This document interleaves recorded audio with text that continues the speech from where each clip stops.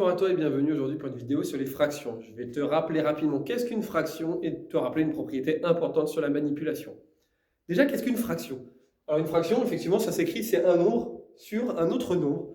En fait, une fraction, c'est un quotient de deux nombres entiers. Et oui, je l'ai écrit ici, juste derrière moi. Les deux nombres que je propose ici sont forcément des nombres entiers. J'irai même un peu plus loin en disant que le nombre qui est en bas, qu'on appelle le dénominateur, est un nombre qui est non nul puisqu'on ne peut pas diviser par 0. Et oui, un quotient, c'est une division.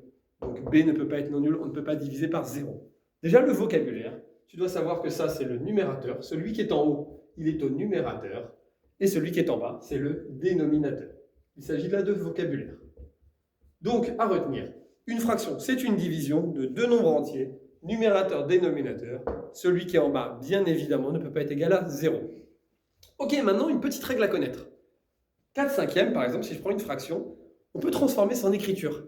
Et l'idée, c'est de se dire, si je multiplie au numérateur et au dénominateur par un même nombre, ça ne change rien. Par exemple, je choisis de multiplier par 10 le numérateur et par 10 le dénominateur, et bien le résultat que je vais obtenir en haut et en bas, ça me donnera une nouvelle fraction qui sera égale à la première. 4 fois 10, 40. 5 fois 10, 50. Et en fait, on peut faire le calcul, puisque je rappelle, c'est une division.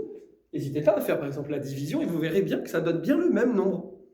Donc c'est une des caractéristiques, particularités qui est importante à savoir sur les fractions. Multiplier au numérateur et au dénominateur par un même nombre ne change pas le résultat de ma fraction. Et de la même façon, j'ai mis un deuxième exemple, on peut aussi diviser. Si on peut multiplier, en fait, on peut aussi le faire avec la division. Et donc ici, par exemple, je pourrais très bien diviser par 2 au numérateur et au dénominateur.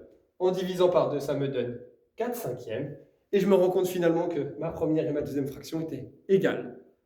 Petit point pour terminer.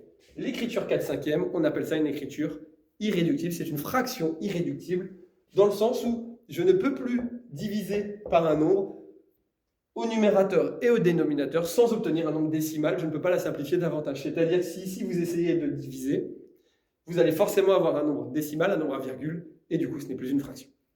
Voilà pour ce petit rappel sur les fractions. J'espère qu'il t'a plu. N'hésite pas à poser des questions en commentaire. J'y répondrai avec plaisir. À bientôt. C'était Papa des maths.